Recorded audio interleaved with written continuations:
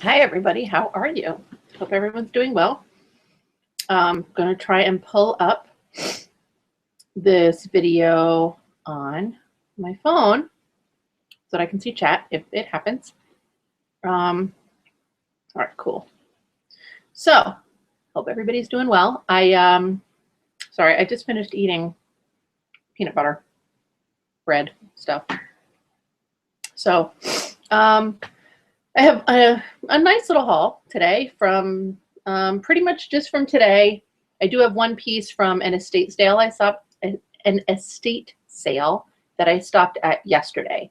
I went to this estate sale because they had incredible squash blossom turquoise necklaces, like the real deal kind of stuff, but they also were charging real deal kind of prices. So I did not get those. But I did get a little, I got a suit and a jacket. The jacket I've already listed, so I won't be able to show that to you because it's listed and put away. Sorry, I'm trying to fix myself in the chat. I turn it on, and then let's see where'd it go. Where'd it go? You guys, I am terrible. I do not know how to do this.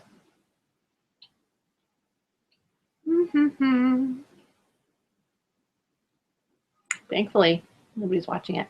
Oh, somebody is watching it. Sorry. My phone is behind.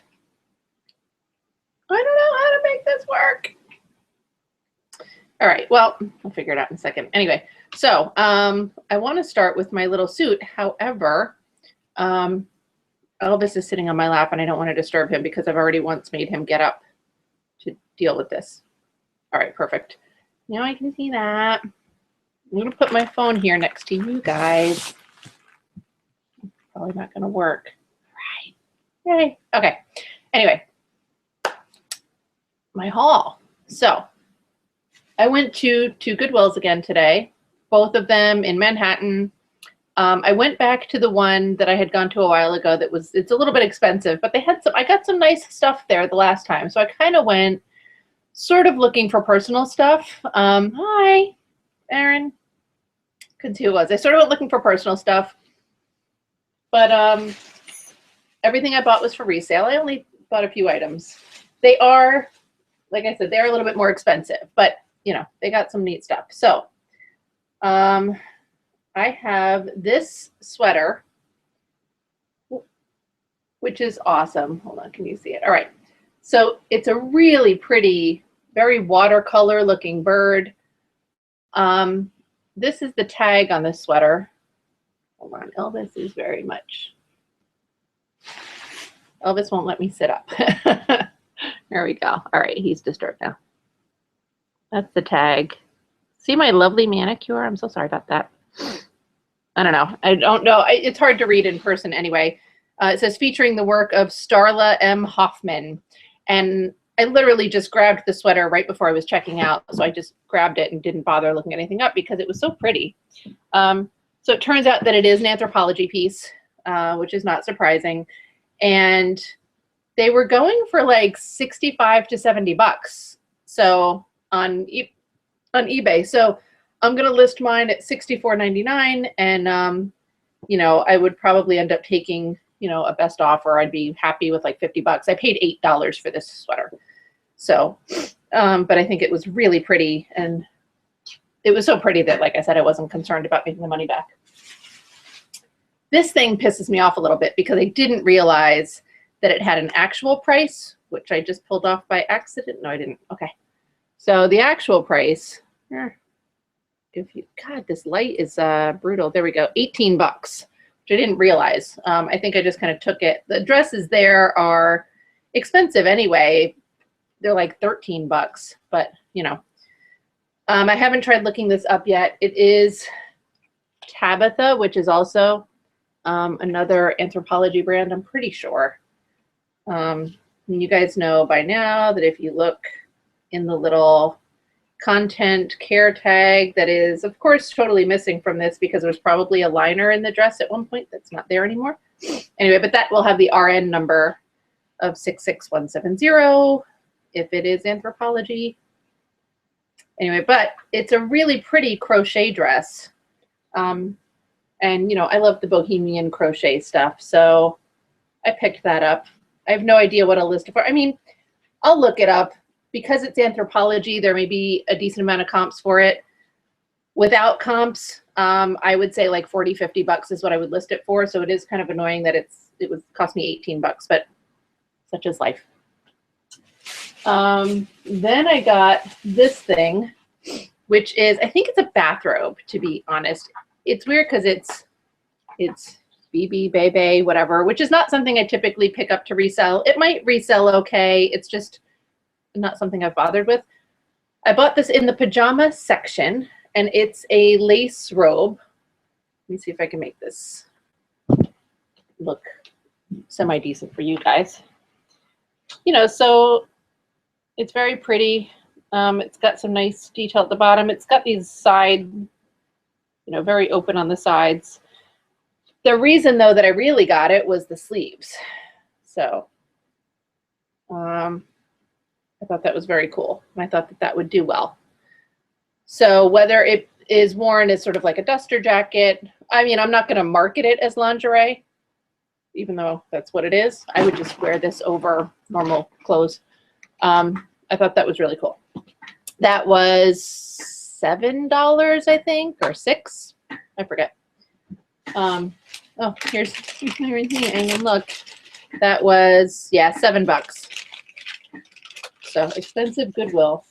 This thing, I haven't looked this up yet. I don't know if it's vintage or not, but it looked really, I don't know if I'm going to be able to sort of get across to you guys what this looks like. It has a very 1940s look to it. It's not 1940s, but it's got a really nice, like, look at the detail of this neckline, and then the sleeves are great. You know, and it's hard to sort of capture, you know, look how pretty that is. I don't even know what this will really look like on. It's really heavy, drapey kind of material. The tag is a little, all right, let's see if the light cooperates here. No, it does not.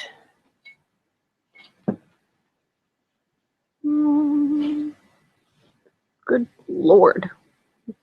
David, I don't know, even without the light problems, it's very difficult to read. David Cieto or something, and it says collection, I'm in the mood for love. It's very cool. So I don't know if it's like an independent designer or a crazy expensive designer. I'm going to have to do some research on it, but I bought it just because it's so beautiful. It's got this little thing on the waist there. And then that's it. I don't know if it was supposed to have a belt or anything. It does not have one, but this was also, I guess, like 13 bucks because that's what dresses are at the Goodwill there. Yeah. So overall, those 4 items cost me $46. So the sweater, like I said, that bird sweater, I'll be able to do definitely for like,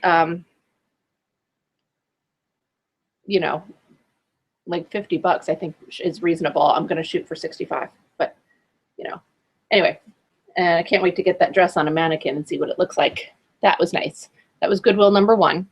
Then I went to my second Goodwill, which I actually kind of thought was going to be a bust at first, but it turned out being okay. I went through and I picked up all this stuff. I got this Anthropologie Leaf's daughter dress that I thought would be great. And when I looked it up, it was like selling for like 30 bucks, and it was going to cost me 13 to get it. So I was just like, you know, it's not really worth it.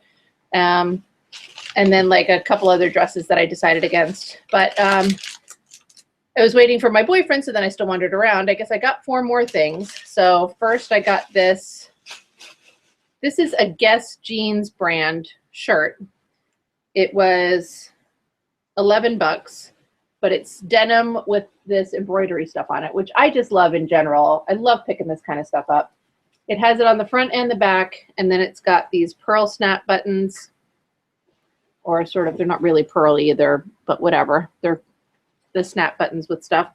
It's very cool. It is I didn't look it up at all either. It's marketed as Guess Vintage, but it's made in like 2006 because it has a date on the label. So I guess they did like a vintage line, but it's very cool. I think even if you don't care about Guess jeans, this is a great shirt. So that was 11 bucks. This jacket was a little all over the place. This is also, so when I look it up, there was one that I looked up that was showing up as Anthropologie, but I don't think that this is, yeah, so this particular jacket does not have an Anthropologie RN number, but all over eBay, it was like, you know, Anthropologie along with the name. So I don't know if Anthropologie sold this jacket. The name brand is Burning Torch. It's got a neat label. Let's see. You can see that. And the lining of the jacket is pretty cool. And it's like a late, oh, that looks horrible. Sorry. Here. That's better. So it's like a lace, nice details. And it's, you know, when you look at this, I can kind of, you guys probably can't. You can kind of see the lining a little bit through the jacket, but it's neat. It looks pretty.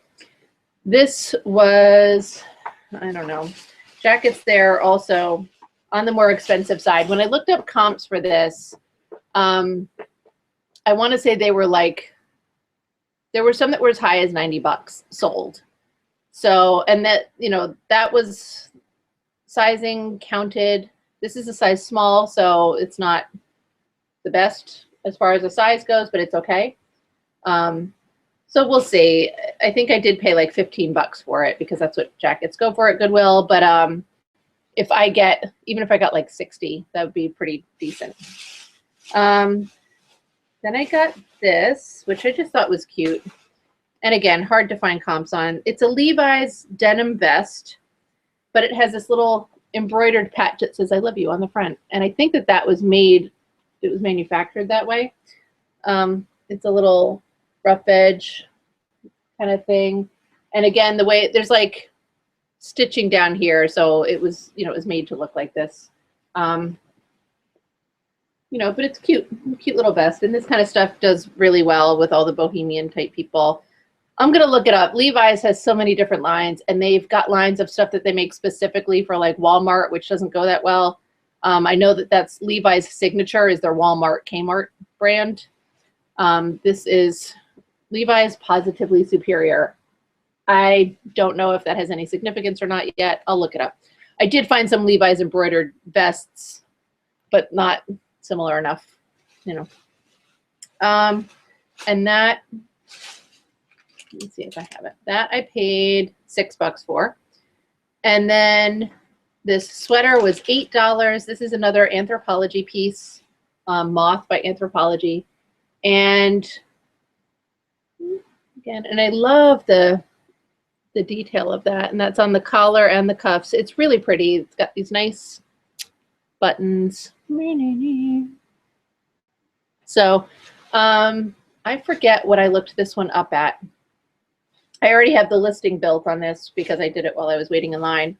And I think it also went surprisingly high. And this was the one where the extra smalls went for less. There was a large that sold for a lot.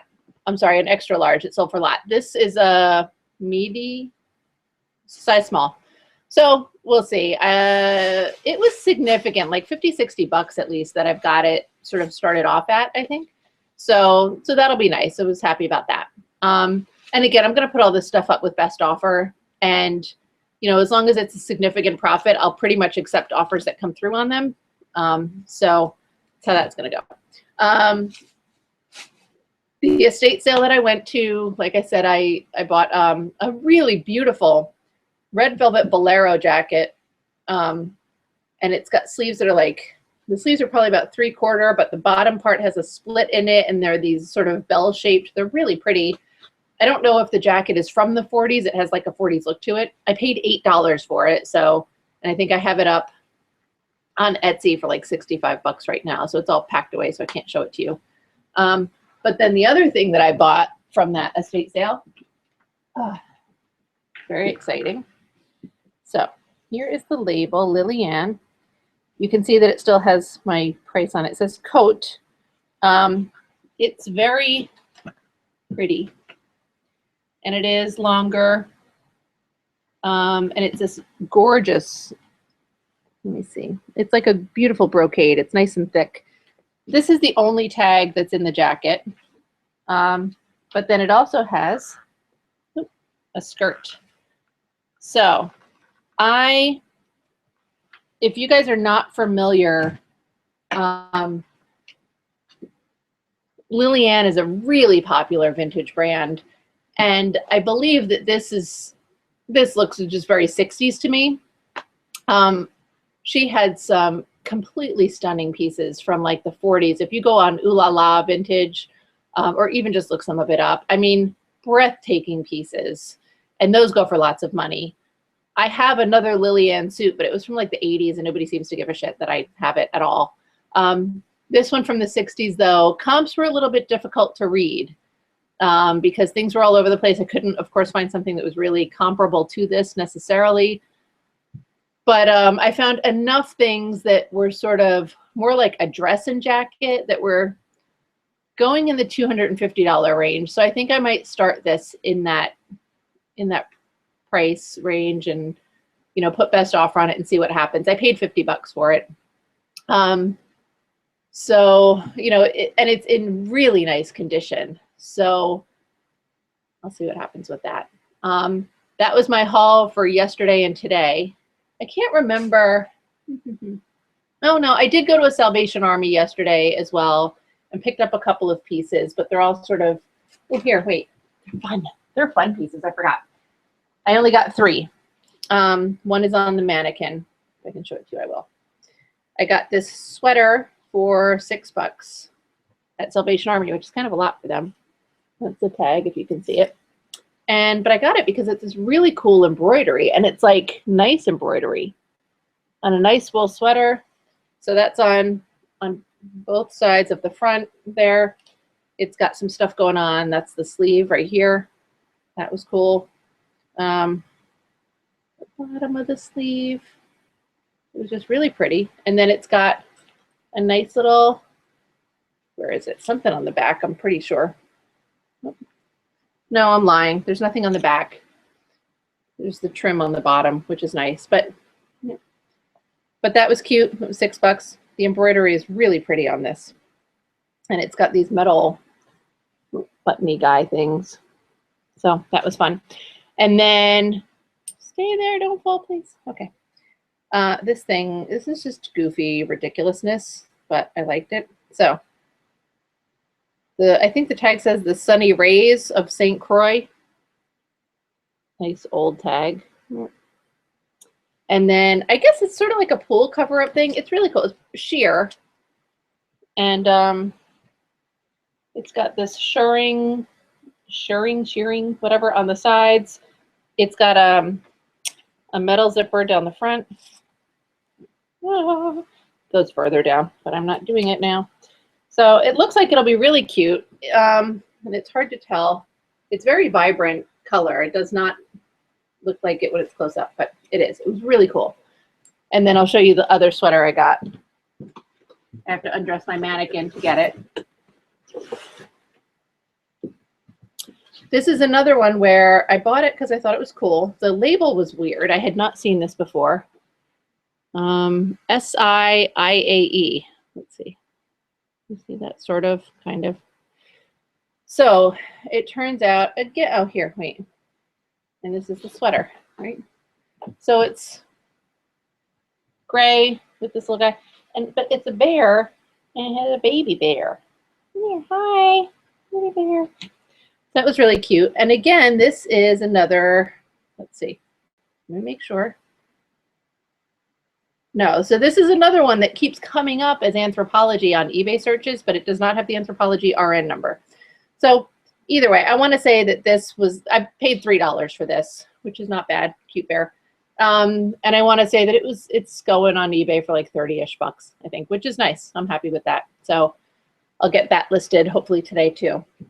I've been very inspired by Kayla of Hazel Hearts Vintage has been talking about being consistent with her listings and she's only doing 10 a day. And I'm not sure if that's on eBay alone or overall. But she said being steady and consistent with listing has been getting her sales. I have been listing every day for the past 3 or 4 days, but it's, like yesterday I literally listed, I think 3 things, 1 on eBay and 2 on Etsy. I was going for more and I didn't get to it. And I haven't really been making good sales, but it's pretty lame listing, to be honest, So I'm going to try and buckle down again. It's like I have to keep trying to talk myself into doing it and finding new reasons to talk myself into doing it. So, again, I thought about like what I've spent in the past couple of days just shopping, and it's just so much money, and it's a good reminder to keep going back and doing that so that I can say, all right, remember, you spent $100 in 2 days and you made no sales. So what is that doing for you? It's not doing anything. So little conversations like that with myself where I remind myself that I'm trying to make money, not just spend it. I have a lot of great stuff here to list. I have gotten a lot of things put away and processed, which is great. But I have to continue doing that. So my workspace is slowly getting sort of cleared out. So that's all good stuff. I'm going to go on another source-free week. So beginning tomorrow, I'm not going to source again for a full week and see how much stuff I can get listed. And I am going to start writing out a schedule for myself. I actually found a really great planner that works really well for what we do, or I guess for what a lot of people do. But it's got, like must do and like a little contact list, like calls and emails to send that day, which I'll turn into something else. It gives you a little space to keep track of your water consumption, like what are your top priorities for the day, all these kind of little sections, and it's nice. And then on the back, it's just like a sheet that you can write things down on. So I've been doing my my daily goal setting. Oh, I've not been doing it, but when I was doing it, it was the system that Crystal of Go Plethora uses. And she, keeps track every day of like how much money she makes, how many items she sold, and all this kind of stuff, and keeps herself on track for her goals. And I was doing pretty well when I did that because it helped, it's a reminder. It's like a visual reminder every day. I think that the thing I'm going to add into that is what did I spend that day on any sort of business related expense. I'm not going to count shipping because that's paid for by the customer and the, the thing, but anything that I lay out, if I have to order bubble wrap, if I go sourcing, anything like that, I'm going to make sure that I write it down so that I am reminding myself and looking on a piece of paper at what you spent, what you made. I need constant reminders and reiterations and, to sort of keep myself on track. So I'm going to try and do that. In other news unrelated to that stuff, let's see. I recolored my hair a little bit. So I was using, the first time I experimentally did it, I used a thing called Splat hair colorizer. It's a conditioner with color in it. I loved it, decided to keep it. Then the next thing I tried was something called Overtone, which is also a color conditioner, and it was designed to use between your colorings to keep your color fresh, but you can use it to color your hair as well. When I used the Overtone, I had to do my roots. So I did my roots using the same blonde that I've been using for a gajillion years, which is a Revlon boxed drugstore color.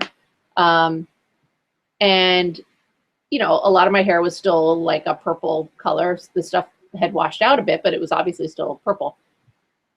When I colored it with the Revlon, because the Revlon is a dye, it's not really just a bleach. So because of the yellow tones in the dye, the purple and yellow turned my hair green. It was a very pretty minty green, not what I was going for at all. But thankfully the Overtone, was fine over it. And then yesterday I just did the Overtone again. So they have like a deep conditioner that you leave on for 20 minutes if you're using it to color your hair, and then like a regular daily conditioner that basically deposits a little color into your hair every single day to try to offset what you're washing out. So it worked pretty well. I was happy. I feel like this is a little bit more vibrant even than when I colored it with the overtone the last time. But I have learned that, you know, you can see it's still like a pinkish tone up in here. So I decided I'm going to bleach it. So I went to Manic Panic in New York City, and for anybody who uses colored, you know, fantasy color hair, it's my understanding that Manic Panic was, if not the first one of the first ones, and they're very well known and respected for what they do, and they're vegan, which is fantastic as well, as is Overtone. And so my boy Noel works over at Manic Panic. I would have gone there anyway, but I went all the way. I would have used their product anyway, but I went all the way to Long Island City because he's there. And he had me talk to a woman named Lilli who knows what she's talking about. I was amazed because the majority, all of the women that I saw there had like normal color hair. The guys too, but you expect it a little bit less with a guy than with a woman. So I thought it was cool. They all had pretty much, you know, standard hair colors. I don't know if you just get sick of it after a while, but Lilli was fantastic and gave me great advice. And she's, you know, very concerned about me bleaching hair on top of dyes and other dyes and stuff like that. So she gave me advice on what to do, recommending products that were not even Manic Panic products, you know, to use on my hair. She thinks that their product would probably be a little bit rough for me at this stage. So it was really helpful. I think that they're great. And I did get some color from them.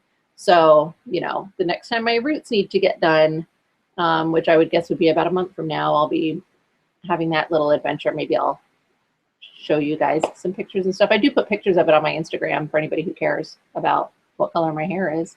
So I have that. Oh, and I have had a website domain since like the dawn of time that my boyfriend was like, you should get this domain. And I was like, okay. So I got it, but I didn't do anything with it. And I kept like saying, I'm going to write a blog. And this is before I was even selling vintage. Like, and then I would write like one thing and then never touch it again, whatever. So I finally went in this morning and like created a page that just says, you know, this is, you know, who I am, very briefly. And then I created like another page of links to my shops, because now I feel like I can go order business cards. And instead of having to say on Instagram, I'm this, on Facebook, I'm this, on Etsy, and which is, you know, what I do now. Instead of having to do all that, I could just put my, you know, thevintagepussycat.com. I think that's what I am. And it will go to my website, and then they can see all of the stupid pages for everything. So I was excited about that. And I will try to like work on that. That's one of the things I'm going to have on my daily lists are not just how many items a day am I going to post and what did I sell and what did I spend, but also I want to be more organized about focusing on social media. I am terrible with my Poshmark right now. I've got like 50 listings on Poshmark and I ignore them all. I don't share anything. It's awful. I've not had a good experience with it. And I think a large part of it is because I just haven't put the work into it. And I get frustrated because I feel like all the offers I get, people offer, you know, they send you offers all the time. And it's like $10. No matter what you're charging, they're like $10. I'm like, what is this? You know? So I want to focus on Poshmark more. I have a Pinterest page that's like a giant mess. It's like two boards that I just dump crap in when I'm sharing on our share days. So I want to organize that a little bit more. I thought maybe I should start using my Twitter. I don't use it currently. I have a Twitter that I got during Hurricane Sandy so that I could find out where they had open gas stations in New Jersey because they were tweeting it. So I have that. So, you know, I figure maybe I'll put all of that stuff on my like daily lists and make sure, you know, my YouTube, Pinterest, you know, Twitter, if I'm going to do that, Facebook, I don't really do anything with that, Instagram, all of those things, you know, try and make an effort to be consistent every single day with posting something on those things. I don't tend to think about it too much. You know, and then doing some work with other shops, sharing other shops randomly and things like that. So all of that kind of stuff. I want to be able to sort of keep track on and get myself on a schedule. I'm terrible with schedules and deadlines unless they are not imposed by myself. And I can't have my boyfriend impose them because then I'll just resent him for that. So, you know, but I'm going to get there. I'm going to get there. So anyway, that's all I have for today, I think. Elvis is thinking about coming on my lap. I keep picking up my coffee and not drinking it. So I'm going to try and get to listing. I have some photographs taken. So I'm going to try and list some of those things and get those put away. And maybe take photographs for tomorrow now that the sun's gone. Let me see. I hope that you guys have a good afternoon. And thank you for watching.